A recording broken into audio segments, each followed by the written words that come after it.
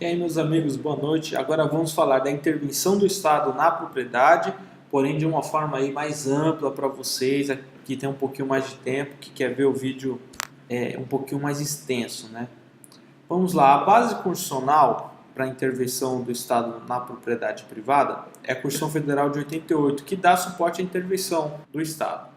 De um modo, garante o direito da propriedade, que é o artigo 5º, inciso 22, mas ao mesmo tempo condiciona o Instituto ao atendimento da função social. O Instituto é o imóvel tem que cumprir a função social dele, que está declinado no artigo 5º, inciso 23 da Constituição Federal.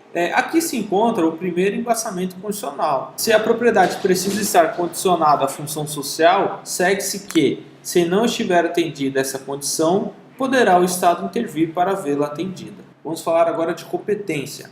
A competência para legislar sobre o direito de propriedade, desapropriação e requisição é de forma exclusiva da União Federal. Artigo 22, inciso 1º e 2º da Constituição Federal. Diferente da competência para legislar sobre matérias, é a competência para legislar sobre as restrições e os condicionamentos ao uso da propriedade. Essa competência se reparte entre União, Estado, Distrito Federal e município. Tudo em conformidade com o sistema de divisões de atribuições estabelecidas na Carta Magna. Uma lei que disponha sobre casos de requisição de propriedade privada, por exemplo, tem que ser federal. Artigo 22, inciso 3º da Constituição Federal. Mas uma lei que estabeleça casos de restrição ao uso de propriedade para proteção do meio ambiente pode ser federal, estadual, distrital ou municipal. Dê uma lidinha no artigo 24, inciso 6º, e o artigo 30, inciso 1º e 2º da Constituição Federal. Vamos falar um pouco agora de modalidades. Intervenção restritiva é aquela em que o Estado impõe restrições e condicionamentos ao uso da propriedade, sem, no entanto, retirá-la de seu dono. Exemplo, a desapropriação. Intervenção substitutiva é aquela em que o Estado, valendo-se da supremacia que possui em relação aos indivíduos, transfere coercitivamente para si a propriedade de terceiro, em virtude de algum interesse público previsto em lei. Exemplos temos a servidão administrativa, requisição, ocupação temporária, limitação administrativa e tombamento. A intervenção do Estado na propriedade tem as seguintes formas: restritivas. Dentro do rol das restritivas temos servidão administrativa, requisição, ocupação temporária, limitação administrativa e tombamento. Dentro do grupo supressiva temos somente a desapropriação. Vamos agora pontuar uma por uma. Servidão administrativa. Vamos começar pelo conceito. É o direito real público que autoriza o poder público a usar a propriedade imóvel para permitir a execução de obras e serviços de interesse coletivo.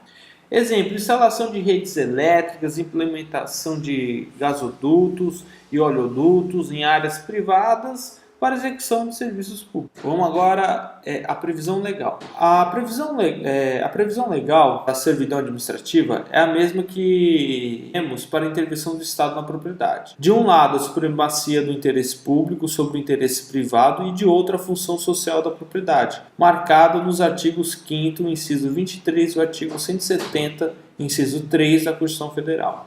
O sacrifício da propriedade cede lugar ao interesse público, que inspira a atuação interventiva do Estado. Vamos fazer aqui uma observação.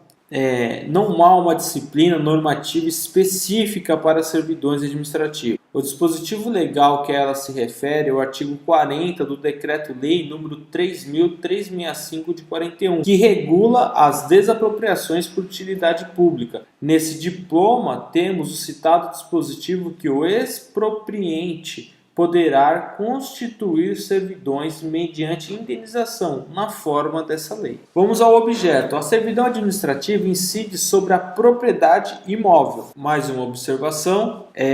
Podemos aplicar o princípio da hierarquia federativa. Não pode o município instituir servidão sobre imóveis estaduais ou federais. Nem pode o Estado fazê-lo em relação a bens da União.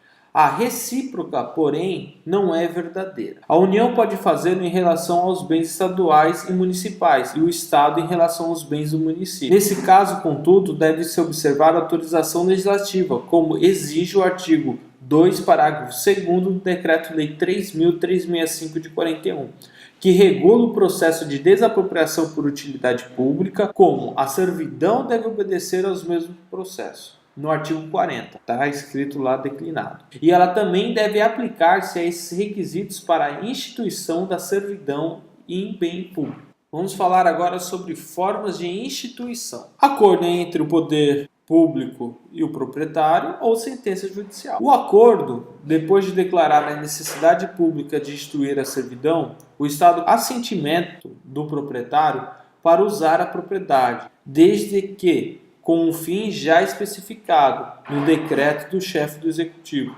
no qual foi declarada a referida necessidade. Nesse caso, as partes devem celebrar um acordo formal por escritura pública para fins de subsequente registro do direito real.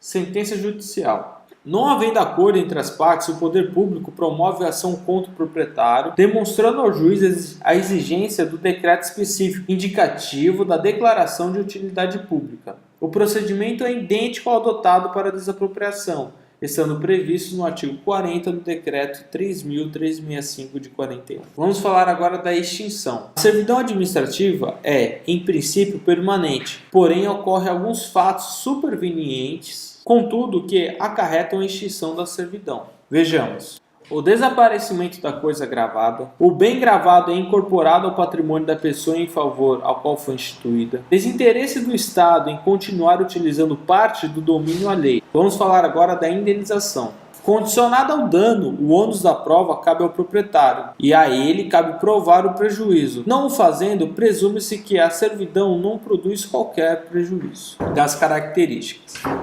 A natureza jurídica de direito real incide sobre o bem imóvel, tem caráter de definitividade, a indenização é prévia e condicionada ao dano, inexistência de autoexecutoriedade, só se constitui através de acordo ou decisão judicial. Bem, meus amigos, vamos falar agora da requisição. Vamos começar pelo conceito. É a modalidade de intervenção estatal através da qual o Estado utiliza bens móveis, imóveis e serviços particulares em situação de perigo público iminente. Exemplo, numa situação de iminente calamidade pública, o poder público poderá requisitar o uso do imóvel, dos equipamentos e dos serviços de determinado hospital privado.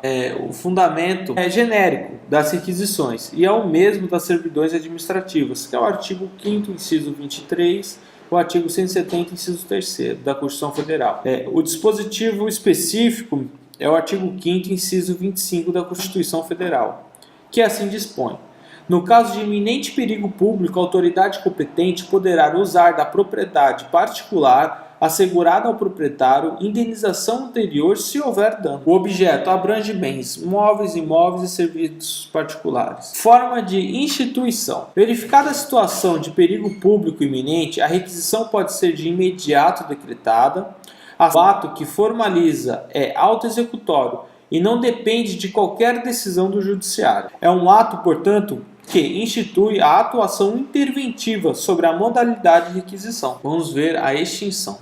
A extinção se dará tão logo desaparecerá a situação de perigo público iminente. Assim, ela é de natureza transitória. A indenização pelo seu uso de bens e serviços alcançados pela requisição é condicionada. O proprietário somente fará jus à indenização se a atividade estatal lhe tiver provocado danos. Inexistindo danos, nenhuma indenização será devida. O princípio, nesse caso, é o mesmo aplicado às servidões administrativas. Vamos ver as características. Direito pessoal da administração, seus pressupostos é o perigo público iminente, incide sobre bens móveis, imóveis e serviços, caracteriza-se pela transitoriedade, a indenização condicionada ao dano. Vamos falar agora de ocupação temporária. Como sempre, vamos começar pelo conceito. É a forma de intervenção pelo qual o poder público usa transitoriamente imóveis privados, como meio de apoio à execução de obras e serviços públicos. Exemplo, utilização temporária de terrenos particulares para alocação transitória de máquinas de asfalto, equipamentos de serviço, pequenas barracas de operários, etc. O uso de escolas, clubes e outros estabelecimentos privados por ocasião das eleições. A fundamentação está no artigo 5º, inciso 23 do artigo 70, inciso 3º da Constituição Federal. O artigo 36 do Decreto-Lei número 3.365 de 41 dispõe a respeito da seguinte forma: é permitida a ocupação temporária que será indenizada, afinal, por ação própria de terrenos não edificados, vizinhos às obras e necessários à sua realização. É permitida a ocupação temporária que será indenizada, afinal, por ação própria de terrenos não edificados, vizinho às obras e necessários à sua realização. Vamos falar do objeto, meus amigos. É a propriedade imóvel, uma vez que o artigo 36 do Decreto 3365 de 41 faz referência ao uso de terrenos não edificados. Formas de instituição. Se for ocupação temporária vinculada à desapropriação, deverá ser feita por meio de ato formal, seja por decreto do chefe do Poder Executivo ou por decreto expropriatório. Se for ocupação temporária desvinculada da desapropriação, dispensa auto formal. A atividade é auto-executória, como é o caso do uso de terrenos baldios para alocação de máquinas e equipamentos. No caso de serviços eleitorais, o formalismo limita-se a um ofício da autoridade judicial comunicando a data e o horário do uso da propriedade privada. Vamos falar agora da extinção. Se a ocupação visa a consecução de obras e serviços públicos, a propriedade deverá ser desocupada tão logo seja concluída a atividade pública. A indenização. A ocupação temporária vinculada ao processo de desapropriação, declinada no artigo 36, ao dever do Estado de indenizar o proprietário pelo uso do imóvel. Ao contrário, na ocupação temporária, desvinculada da desapropriação, a indenização é condicionada ao dano. Assim, nos casos de obras em estradas e serviços eleitorais, não há, em regra, indenização. Características: trata-se de direito pessoal, só incide sobre a propriedade imóvel, em caráter de transitoriedade. A situação constitutiva da ocupação é a necessidade da realização de obras e serviços públicos normais. A indenização varia conforme a modalidade da ocupação. Se for vinculada à desapropriação, haverá indenização. Caso contrário, não haverá indenização, salvo se houver prejuízo ao proprietário. Vamos falar agora de limitação administrativa. Conceito: determinação de caráter geral, através do qual o poder público impõe a proprietários indeterminados obrigações positivas, negativas ou permissivas para o fim de condicionar as propriedades ao atendimento da função social. Um exemplo é quando a prefeitura manda uma notificação do proprietário de um terreno para fazer a limpeza, o parcelamento, a edificação compulsória, proibição de construir além de determinado número de pavimentos, permissão de vistoria em elevadores de edifícios, ingresso de agentes para fins de vigilância sanitária. São atos do poder público para fiscalizar aquele bem, para ele cumprir a função social, entre outras modalidades aí que pode acontecer, como por exemplo a vigilância sanitária. Muitas limitações administrativas têm sua origem em leis e atos de natureza urbanística. A própria Constituição Federal destina um capítulo específico à política urbana, que está declinada no artigo 182 e 183, e contempla institutos apropriados à sua execução, que é a Lei 10.257 de 2001, que é o Estatuto da Cidade. Institui diversos instrumentos que se configuram como limitações administrativas. Exemplo: parcelamento e edificação compulsórios, impostos a proprietários de terrenos urbanos não edificados, subutilizados ou não utilizados, em situação de contrariedade ao plano diretor da cidade, ou que seriam obrigação de fazer. Está declinado que está no artigo 5º. Outra limitação administrativa de natureza urbanística, também contemplada no Estatuto da Cidade, é o direito de percepção municipal, pelo qual se assegura ao município preferência para a aquisição do imóvel urbano objeto de alienação onerosa entre particulares, quando houver a necessidade de implementação de medidas urbanísticas, regularização fundiária, os programas habitacionais de expansão urbana, a proteção ambiental e etc. Está no artigo 25. Bem, meus amigos, aqui é o seguinte: quando temos plano diretor, isso envolve, porque o plano diretor é decidido, é feito, projetado pelo Poder Executivo do município, e o plano diretor tem que ser cumprido. Isso quer dizer o quê? um terreno numa área comercial tem que ser edificado. Seria, assim, de uma forma bem simples isso. E o proprietário é notificado para fazer a construção. Fundamento legal, o artigo 5º, inciso 23 e o artigo 170 da Constituição Federal. Um outro fundamento é o exercício do poder de polícia, uma vez que há restrição e condicionamento de liberdade da propriedade com vistas ao interesse coletivo. Indenização. Sendo imposições de ordem geral, as limitações administrativas não rendem ensejo à indenização em favor dos proprietários. O objeto é bens imóveis, móveis e serviços.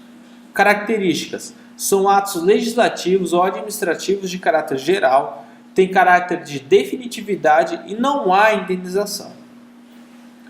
Vamos falar agora do tombamento. Conceito. É uma forma de intervenção na propriedade pela qual o poder público procura proteger o patrimônio cultural brasileiro. A fundamentação legal está no artigo 5º, inciso 23, o artigo 70, inciso 3º, o artigo 216, parágrafo 1º da Constituição Federal e no Decreto-Lei 25 de 1937. O objeto o tombamento incide sobre bens móveis, exemplo, um quadro histórico, e imóveis, exemplo, uma igreja secular. Esse objeto consta no artigo 1º do Decreto-Lei 25.1937, que, ao definir patrimônio histórico e artístico nacional, considera composto de bens móveis e imóveis existentes no país. Vamos ver as espécies. Temos o voluntário, aquele que o proprietário consente no tombamento, seja através de pedido que ele mesmo formula ao poder público, seja quando concorda com a notificação que lhe é dirigida no sentido da inscrição do bem, ou compulsório, quando o poder público inscreve o bem como tombado, apesar de residência e de inconformismo do proprietário. Temos também o provisório, quando está em curso o processo administrativo instaurado para a notificação.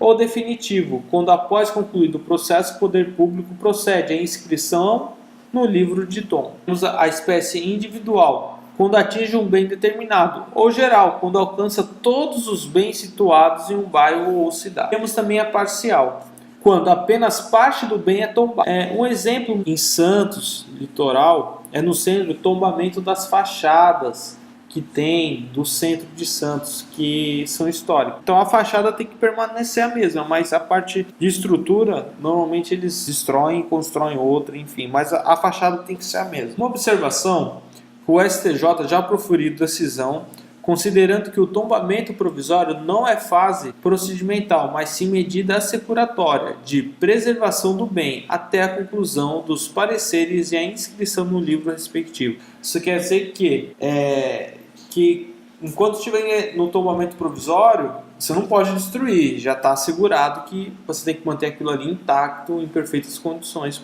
para posteriormente ser inscrita no livro de tomba.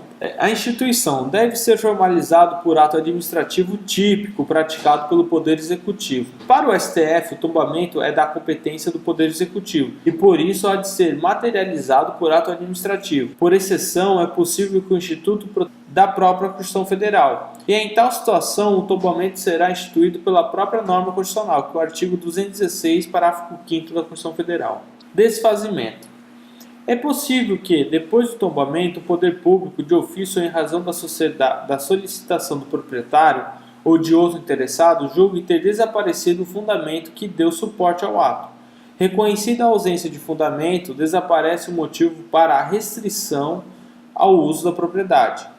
O efeito será o desfazimento do ato, promovendo seu cancelamento do ato de inscrição, fato também denominado de destombamento. Processo administrativo. O ato de tombamento é um ato final do processo administrativo, que a lei exige para o fim de apurar corretamente os aspectos que conduzem à necessidade de intervenção na propriedade para a proteção do bem tombado. No processo deverá ser observado o devido processo legal. Ao proprietário do bem tomado é conferido o direito de recorrer contra o ato de tombamento. O recurso é dirigido ao presidente da República, que, atendendo às razões de interesse público, pode cancelar o tombamento. Esse recurso, considerado impróprio, tem previsão no Decreto-Lei 3.866 de 41. Vamos aos efeitos. Com o tombamento, importa restrição ao uso da propriedade privada, deve esse fato ser levado a registro do ofício de registro de imóveis da respectiva comarca, sendo averbado ao lado da transcrição do imóvel, isso está previsto no artigo 13 do Decreto-Lei 25/37, é vedado ao proprietário ou ao titular de eventual direito de uso destruir, demolir ou mutilar o bem tombado. Da mesma forma, somente lhe é autorizado reparar, pintar e restaurar o bem com prévia autorização especial do poder público. Compete ao proprietário o dever de conservar o bem tombado para mantê-lo dentro de suas características culturais. Se não dispuser de recursos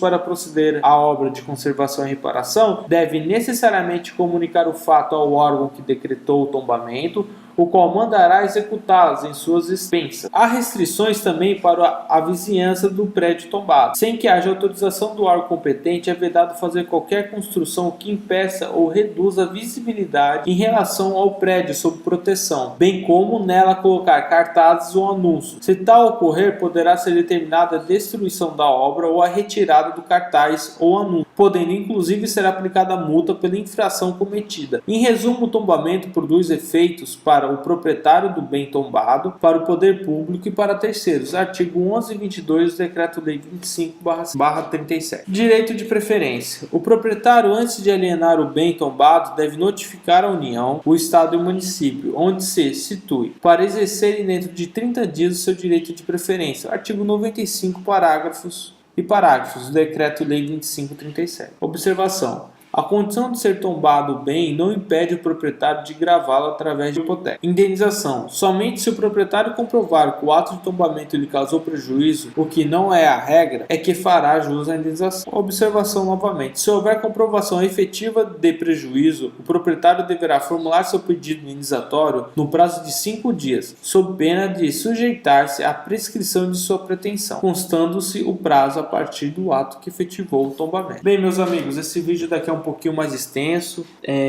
temos aí quase 20 minutos, eu declinei de uma forma bem mais detalhada o tema, e é importante vocês pegar os artigos e dar uma lidinha, escutam 1, 2, 3, 4 vezes, se vocês compreenderam. Estudem, que vocês vão conseguir passar no exame da ordem. Por favor, dê um like, compartilhem e peça para os seus amigos se inscreverem no canal, né? Até mais, boa noite.